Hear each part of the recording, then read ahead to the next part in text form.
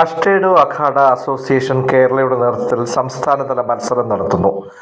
കൊല്ലം railway സ്റ്റേഷന് സമീപത്തായുള്ള railway കല്യാണ മണ്ഡപത്തിൽ July 13-നാണ് മത്സരം നടക്കുന്നത്.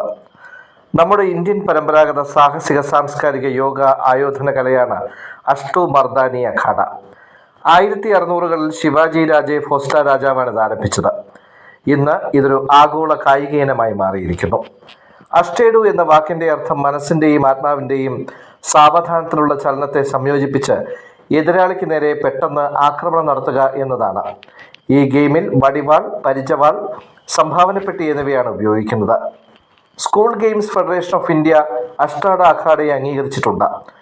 ജൂലൈ 13 നടക്കുന്ന സംസ്ഥാനതല മത്സരത്തിൽ നിരവധി പേരാണ് മാറ്റുരയ്ക്കുന്നത്.